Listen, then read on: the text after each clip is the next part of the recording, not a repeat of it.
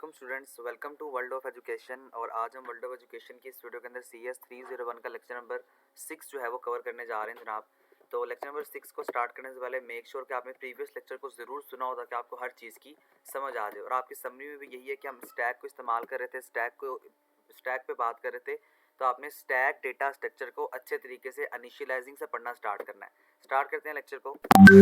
हमने stack data structure की बात की थी। स्टैक मैंने आपको बताया था कि ये एक लिफो स्ट्रक्चर है, लास्ट इन फर्स्ट आउट। तो स्टैक को ही आपको दोबारा से बता रहा है। इसके अंदर हमने 3 बातें पढ़ी थी, जिसके अंदर हमने पुश, पॉप और टॉप एलिमेंट की जो है वो बात की थी। मैंने इसको हाईलाइट किया, मैं दोबारा आपको दोबारा हाईलाइट कर देता हूँ ताकि आपको याद रहे। देखिए, हमने अपना कोड लिखना है, आगे जाके उस कोड के अंदर हमने बात की थी कि पुश का मतलब क्या है, पॉप का मतलब क्या है और टॉप का मतलब क्या है। तो पुश का जो मतलब होता है ना, पुश का मतलब होता है कि आपने किसी भी एलिमेंट को जो है वो इंसर्ट करना है अपनी अरे के अंदर या स्टैक डेटा स्ट्रक्चर के अंदर। तो उस चीज़ को हम कहते हैं ये हमारे पास जो है ना वो पुश है। इसी तरह से अगर हमारे पास पॉप है तो पॉप का मतलब होता है कि हमने अगर एलिमेंट को बाहर निकालना है तो हम पॉप करेंगे। और टॉप का मतलब जो कि आपका लेटेस्ट एलिमेंट जो है वो होता था। अच्छा, अब आप फर्ज कीजिए कि अगर आपकी स्टैक फुल है, यानी कि अब आपको ये कह रहा है कि अगर आपने एक अरे बना ली, अब वो अरे आपकी फुल हो गई है, तो फिर आप क्या करेंगे। यानी कि अब आपका थोड़ा सा एक कॉम्प्लिकेटेड यहाँ पे एक बात है, ये थोड़ी सी आपकी यहाँ पे एक कॉम्प्लिकेटेड एग्जांपल है। अब आप इस चीज़ को डायग्राम के थ्रू समझें ताकि आपको हर चीज़ की अच्छी तरह समझ आ जाए। ये आपकी जनाब एक हमने जो है वो अरे क्रिएट कर ली यहाँ पे। अब आपने करना क्या है, यानी ये स्टैक डेटा स्ट्रक्चर जो कि आपने प्रीवियस लेक्चर में एक दफ़ा देखा था। नंबर आपके पास कोई भी हो सकता है, फॉर एग्जाम्पल 8, 5, 6, 7, 1। देखिए 8 यहाँ पे आ जाएगा। यानी अब आपको मैं कहूँगा पुश का मतलब इस टैग में डालो 8, फिर 5 का दूसरा नंबर है, यहाँ पे आ जाएगा। ठीक है, उसके आगे मैं आपसे कहता हूँ जनाब 7 का चूंकि तीसरा नंबर है तो 7 यहाँ पे आ जाएगा। उसके आगे मैं आपसे कहता हूँ 6, तो 6 का यहाँ पे आ जाएगा। उसके आगे मैं आपसे कहता हूँ 1, तो 1 देखेंगे लास्ट नंबर है तो ये सबसे ऊपर आ जाएगा। अब ये जो सबसे ऊपर वाला एलिमेंट है ना, इसको हम कहते हैं टॉप एलिमेंट। ठीक है, इसको हम टॉप एलिमेंट कहेंगे। आगे आप देखें, ये जो आपके पास सबसे पहला एलिमेंट है, अब देखें लीफो के मुताबिक जो हमने प्रीवियस बात की थी कि सबसे पहला एलिमेंट लास्ट इन, देखें मैंने आप 1 को सबसे लास्ट में लगाया, सबसे लास्ट में मैंने इसको इंसर्ट किया। तो लीफो क्या कहता है, लास्ट इन फर्स्ट आउट, पहले आओ और आप जो है सॉरी आखिर में आओ और पहले चले जाओ। देखें लास्ट इन, ये 1 जो लास्ट में आया, लेकिन पहले अगर मैं इसको निकालूंगा तो मुझे सबसे पहले 1 को निकालना पड़ेगा, फिर टॉप एलिमेंट 6 हो जाएगा, 6 को निकालूंगा फिर टॉप एलिमेंट 7 हो जाएगा। अब आप फर्ज कीजिए, फर्ज क्या करना है आपने, देखें अब आपने ये देखना है कि अगर आपके पास यहाँ पे 1 है, अब देखें ये स्टैक एलिमेंट पूरी है, मैं इसके आगे कहता हूँ कि मुझे अब इसके आगे एक और नंबर ऐड कर दो 6। अब ये देखें 6, ये जो आपको रेड में लिखा नजर आ रहा है, अब यहाँ पे तो आपकी स्टैक फुल होगी ना। इस स्टैक को जो कि फुल हो चुकी है, अब क्या करना है, अब डेटा स्ट्रक्चर में, अब मुझे तो नहीं पता क्योंकि मैं मेमोरी के अंदर झांक के तो नहीं देख सकता, लेकिन अब आपका यहाँ पे एक कॉन्सेप्ट काम में आएगा और वो क्या होगा, अब आपका कंप्यूटर आपको मैसेज देगा। अब कंप्यूटर चूंकि एक डंप डिवाइसेस है, कंप्यूटर को नहीं पता क्या करना है, तो अब आपको नए फंक्शंस ऐड करने पड़ेंगे। इज फुल, यानी कि अब आप फंक्शन लिखेंगे इज फुल।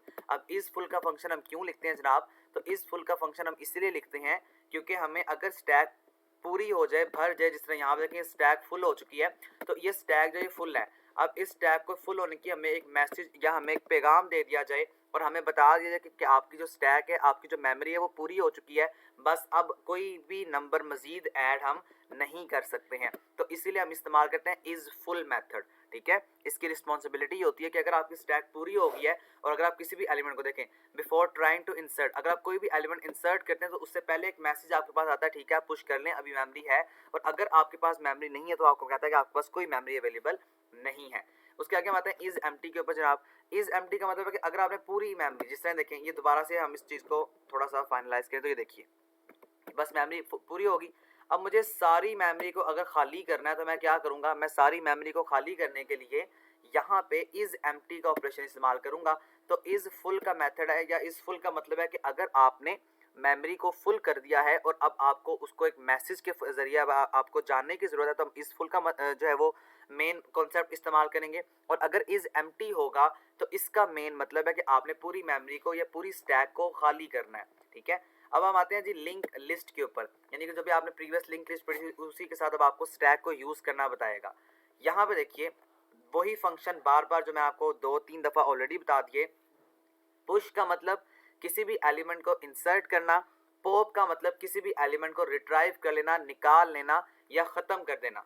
अब देखिए, और ये कौन सा स्ट्रक्चर है, last in first out, LIFO, LIFO structure है, ठीक है जी। अब देखिए, अब लिंक लिस्ट के अंदर क्या होगा, किसी भी जो हमारे पास सिंगल लिंक लिस्ट है ना, उसके लिए क्या करना होता है जी, उसके लिए हमने ये बात देखनी होती है या ये बात जाननी होती है कि जब आप किसी भी एलिमेंट को इंसर्ट करते हैं ना, तो वो उसका हेड होता है और उसका करंट पॉइंटर होता है, जो कि आप ऑलरेडी पढ़ के आ चुके हैं। देखिए फर्ज करें, ये देखिए आपको नीचे बता रहा है, ये देखो, यानी कि ये आपके पास टैग था और ये आपके पास लिंक लिस्ट था। अब इसमें क्या है, इसमें टॉप एलिमेंट था, इसमें हेड था, यानी आपको डिफरेंशिएट करके बता रहा है क्या डिफरेंस है इसमें।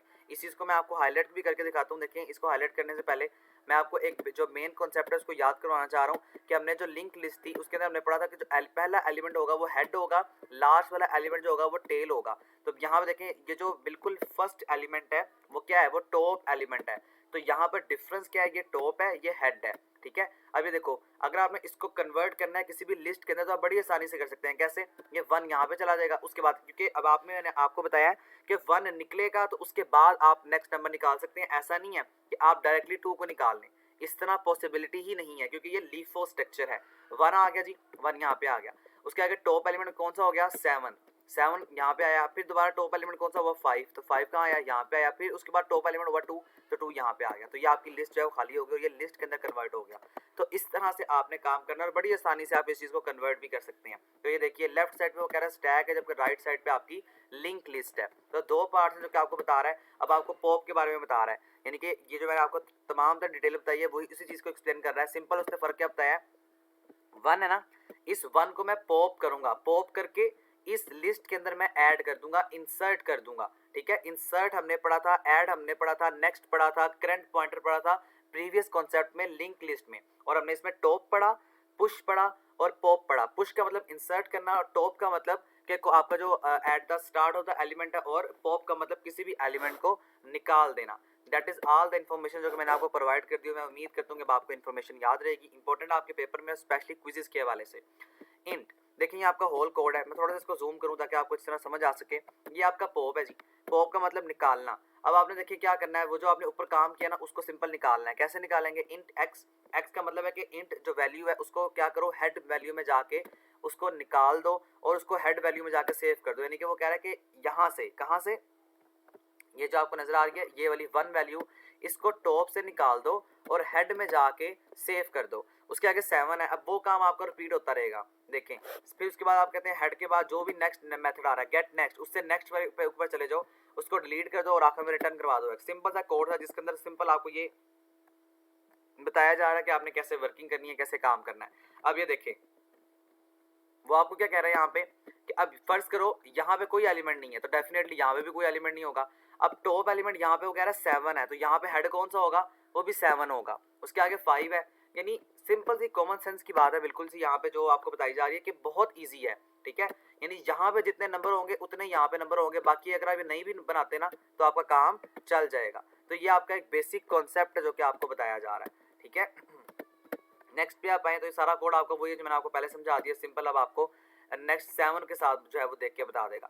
अच्छा, बड़े अब उसके आगे देखें, उसके आगे आपको क्या कह रहा है, देखें यहाँ पे उसने 9 को ऐड किया, अब टॉप 9 है। अब आपको देखो हेड भी, चूंकि यहाँ पे 9 है तो हेड भी कौन सा बनेगा, 9 बनेगा। अगर 9 सबसे आखिर में था तो हमने सबसे आखिर में यहाँ पे इसको जो है वो ऐड करना था। अब यहाँ पे उसने 9 को ऐड किया तो आपने 9 सबसे पहले इधर बस ऐड कर देना है और साथ आपने जो है वो एरो लगा देना और आपका काम बस बन जाएगा। और यही आपके पेपर में आता है कि अगर आपको इस तरह दिया जाता है कन्वर्जन, तो आपने जिस तरह ये बना रहे हैं ना, यानी बिल्कुल एक बच्चों वाला काम है, इसी तरह आपने बस करना है। कोई एक्स्ट्रा इन्फॉर्मेशन, कोई इजाफी इन्फॉर्मेशन आपने वहाँ पे प्रोवाइड नहीं करनी है। अगर आप इजाफी इन्फॉर्मेशन देते हैं तो आपके नंबर जो है वो वर्चुअल यूनिवर्सिटी काट लेते हैं। सिंस बोथ इम्प्लीमेंटेशन, आप हमारी जो बोथ इम्प्लीमेंटेशन है वो सपोर्ट करती है स्टैक के ऑपरेशन को कांस्टेंट टाइम के अंदर। अब कांस्टेंट टाइम का मतलब क्या होता है कि अब आपने मेमोरी को अलाउ भी करना है और डी अलाउ भी करना है, लाइक द लिस्ट नोड की तरह।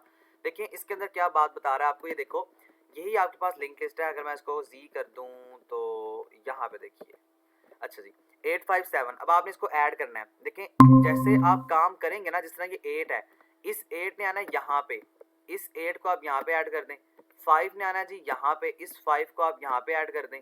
7 ने आना है यहाँ पे, इस 5 को आप 7 को यहाँ पे ऐड कर दें। अब देखिए, अगर मैं आपसे कहता हूँ ना, जितना टाइम इसको आपको इस नोड को, इस नंबर को ऐड करने में लगेगा ना, उतना ही टाइम आपको इस नंबर को ख़त्म करने में लगेगा। सिंपल ये कॉन्सेप्ट आपको यहाँ पे बता रहे हैं। ये सारी एक्सप्लेनेशन आपको एक लिस्ट के बारे में बता रहा है जो मैं आपको आगे जाकर समझाऊंगा, लेकिन अभी आपने ये बात याद रखनी जो मैंने आपको बताई है। उसके आगे हम आते हैं जी यूज़ ऑफ स्टैक के ऊपर, यानी स्टैक का यूज़ होता कहाँ पर है। ये देखिए, अब ये ना आपने CS 201 के अंदर पढ़ा था, ये आपका बड़ा इंपॉर्टेंट है आपके स्पेशली क्विज के हवाले से और जिनके स्पेशली प्रैक्टिकल के सब्जेक्ट्स हैं CS 301 और CS 301P। अब देखो A प्लस बी और प्लस क्या है, प्लस ऑपरेटर है, और ये जो आपको A और B नजर आया ना ये आपके पास ऑपरेंड्स हैं। इस चीज़ को हम यहाँ पे समझेंगे। ये देखिए A प्लस B, अब ये जो A प्लस है ना ये बाइनरी ऑपरेटर है, ये याद रखिएगा। क्यों बाइनरी है? क्योंकि इसे दो ऑपरेंड चाहिए काम करने के लिए। अगर मैं खाली लिखूँ A प्लस, इसका कोई जवाब नहीं है। A की वैल्यू फर्स्ट करें 1 है, इसका मतलब जी 1 प्लस, तो 1 प्लस क्या है, नथिंग, कुछ भी नहीं। अब मैं कहूँ A प्लस बी, दोनों की वैल्यू 1 1 है, तो 1 प्लस 1, इसका जवाब क्या आ गया, 2 आ गया। तो सिंपल आपको एक जवाब मिल गया। तो ऑपरेटर क्या है, प्लस है, और ये जो 1A है और जो B है ये क्या है, ये ऑपरेंड्स हैं। ठीक है, ये बात को आपने याद रखना है। तो ये सारी आपको बता रहा है कि हम स्टैक को यूज़ कैसे करते हैं, मुख्तलिफ ऑपरेशन के जरिए हम इसको यूज़ कर सकते हैं। एक और बात भी आपने यहाँ पे याद रखनी स्टूडेंट्स कि ये देखिए, आप इस चीज़ को फ़र्ज़ कीजिए कि अगर आपके पास एक इक्वेशन है और वो इक्वेशन इस तरह की जिस तरह मैं आप लिख के दिखा रहा हूँ, ये आपका एक MCQs में स्पेशली पूछा जाता है, आपके मिड टर्म में भी और आपके क्विज़ेस में भी। देखो A मल्टीप्लाई या AX का स्केयर, अब वो लिखना यहाँ पॉसिबल नहीं है, हम इस चीज़ को ऐसे लिख लेते हैं AX का स्केयर, छोड़ें इस चीज़ को, नेक्स्ट पे है AX का स्केयर प्लस BX। अब देखें, अगर आपने इसको कंप्यूटर के अंदर लिखना है ना तो आप कैसे लिखेंगे। अब कंप्यूटर में आप इस चीज़ को हर चीज़ ऐसे नहीं लिखेंगे जैसे यहाँ पे मैंने लिखा हुआ है। इसके लिए आपको मुख्तलिफ जो है वो क्राइटेरिया को इस्तेमाल करना पड़ेगा। वो क्या है, ये देखें, ये सब कुछ आपको बता रहा है कि इस चीज़ को लिखने के लिए आप कैसे लिखेंगे। इस चीज़ को आप इस तरह लिखेंगे A, अब यहाँ पे चूंकि कोई साइन नहीं है, डॉट होता है बाय डिफॉल्ट, इसका मतलब है मल्टीप्लाई हो रहा है, तो A को मल्टीप्लाई का साइन लगाएंगे जिसको हम स्टेरिक कहते हैं। X, चूंकि X की वैल्यू 2 टाइम्स है, X स्टेरिक X। उसके आगे आप आए प्लस B स्टेरिक X। तो इस तरह से आप जो है यहाँ पे चीज़ों को राइट करते हैं। अगर आपने किसी भी चीज़ को राइट करना है तो आपकी इसी तरह से डिफ़ॉल्ट वैल्यू होगी, आप इसी तरह से लिखेंगे। जिस तरह देखें A plus B, B multiply by C, तो आपने इसको इस तरह लिखा BC, हालांकि लिख सकते थे हम। अभी हमारे पास आई थी कुछ इन फॉर्म्स, कुछ पोस्ट और कुछ प्रीफिक्सेस फॉर्म। ये देखिए, इन फिक्स का मतलब क्या होता है, इन फिक्स फॉर्म का मतलब होता है कि आपके पास जो वैल्यू है ना, जिस तरह देखें प्लस दरमियान में है, ठीक है, मल्टीप्लाई दरमियान में ऑपरेटर्स के, तो इनका मतलब होता है दरमियान में होना, इनका मतलब में। तो अगर ऑपरेंड्स में ऑपरेटर होगा तो वो इन फिक्स फॉर्म होगी आपकी। और ये आपका शॉर्ट क्वेश्चन आता है इस तरह से कि आप इन फिक्स से प्री फिक्स में या पोस्ट फिक्स में कन्वर्ट करें। कन्वर्ट कैसे करना है आगे जाके आपको डिटेल से बता दूंगा, लेकिन अभी यहाँ पे MCQs आपके बड़े इंपॉर्टेंट है, इस चीज़ को याद रखिएगा। प्लस देखें बाद में आ रहा है ऑपरेंड्स के, मल्टीप्लाई देखें ये भी बाद में है, तो ये आपके पास क्या है, ये सिंपल फॉर्म है। लेकिन अगर आपने इसको जो है वो पोस्ट फिक्स में कन्वर्ट करना है तो प्लस बाद में आ जाएगा और मल्टीप्लाई भी बाद में आएगा, तो ये आपके पास पोस्ट फिक्स फॉर्म बन जाएगी। ये देखें, ठीक है, तो ये बात याद रखनी है आपने। इन फिक्स का मतलब है कि ऑपरेटर्स ऑपरेंड्स के दरमियान में आएंगे, जबकि अगर ऑपरेटर बाद में आएगा तो वो हमारे पास पोस्ट फिक्स होगी। प्रीफिक्स की भी बात नहीं करा, लेकिन मैं आपको वैसे ही बता रहा हूँ प्रीफिक्स क्या होती है। देखें, प्लस इसी फॉर्म को हम कन्वर्ट करेंगे, plus AB multiply by C। तो यहाँ पे देखें ऑपरेटर पहले आ गया, इसका मतलब है ये हमारे पास जो है वो प्रीफिक्स है। तो ये तीनों बातों को याद रखिएगा, इनफिक्स अगर ऑपरेटर दरमियान में है ऑपरेंड के, पोस्ट फिक्स अगर ऑपरेटर बाद में है, और प्रीफिक्स अगर ऑपरेटर पहले है। ठीक है, तो ये आपने तीनों चीज़ों को अच्छी तरह से अपने माइंड में कॉन्सेप्ट में बिठा लेना है। जब आगे शॉर्ट क्वेश्चन आएगा उस चीज़ को हम इंशाल्लाह वहाँ पे फर्दर डिस्कस करेंगे। अच्छा, ये कुछ साइन है आपके पास, इन साइन को याद रखना है। एक्सपोनेंटेशन का जो साइन होता है वो इस तरह एरो का होता है, आपको ये मैथ टाइप में मिल जाएगा। मल्टीप्लिकेशन का और डिवीजन का साइन ऑलरेडी आपको पता है, और एडिशन और सब्ट्रैक्शन का साइन भी आपको पता है। अगर हमें किसी चीज़ को एक्सपोनेंट की फॉर्म में लिखना है, पावर की फॉर्म में लिखना है, तो आप इस तरह से साइन जो है वो लगा के राइट आउट ज़रूर कर सकते हैं। अब ये देखिए, अब इस तरह से आपको बता रहा है जी ये देखें इसमें क्या हो रहा है, इसमें ये है आपके पास, अब ये इन फिक्स फॉर्म है, इसको आपने पोस्ट फिक्स अंदर कन्वर्ट करना है। A plus B, simple AB plus, ये जो ऑपरेटर आपको नजर आ रहा है ना, इस ऑपरेटर ने क्या करना है, इसने ऑपरेंड के बाद में चले जाना है। इस तरह 12 प्लस 60 माइनस 23, अब 12 60 फिर प्लस फिर 23 और फिर माइनस। ठीक है, तो इस तरह से आपने इस चीज़ को कन्वर्ट करना है। मैं उम्मीद करता हूँ ये कॉन्सेप्ट आपका क्लियर हो चुका होगा। इसी तरह से आप ये देखें a exponent b multiply c minus D plus E divided by f। अब इसमें आपने क्या करना है, इस चीज़ को जरा गौर से समझिए। देखें a और एक्सपोनेंट, सबसे जो पहली पावर होती है ना वो एक्सपोनेंट की होती है। तो a आगे ऑपरेंड है जी b, तो a और b। अब यहाँ पे हम डिमास रूल का इस्तेमाल करेंगे, लेकिन उससे पहले ब्रैकेट और एक्सपोनेंट के फंक्शन लगाएंगे। तो यहाँ पे ये साइन आ गया इस तरह से। उसके आगे आप चल रहे मल्टीप्लाई। अब देखिए मल्टीप्लाई उसके बाद कौन सा c और फिर d, लेकिन उससे सी से डी से पहले माइनस है। अब इसका मतलब है कि सी के बाद हमें मल्टीप्लाई का साइन लगाना है, मल्टीप्लाई। डी के बाद कौन सा था, पहले था माइनस, अब आप इसको बाद में लगाएंगे जी माइनस। उसके बाद एफ है और ई है। अब देखिए ई के पहले कौन सा ऑपरेटर था, प्लस का ऑपरेटर था, आपने प्लस लगा दिया। उसके आगे एफ और उसके आगे था डिवाइड। अब यहाँ पर देखिए डिमास रूल के मुताबिक पहले डिवीजन आएगा फिर एडिशन आएगा। तो आप इतनी सी चीज़ को दोबारा चेंज करेंगे। अब आप यहाँ पे करेंगे माइनस ई के बाद आप करेंगे जी एफ, लेकिन साथ ही अब आप यहाँ पे पहले डिवाइड लगाएंगे और फिर प्लस लगाएंगे, चूँकि यहाँ पे डिमास रूल हम लगाएंगे। तो पहले डिवाइड और फिर प्लस। तो ये आपका कॉन्सेप्ट था। मैं उम्मीद करता हूँ ये कॉन्सेप्ट आपका क्लियर जो है वो हो चुका होगा जी स्टूडेंट्स। ओके, ये आपका लेक्चर यहाँ पे ख़त्म होता है जी। Thank you so much. अल्लाह हाफिज़।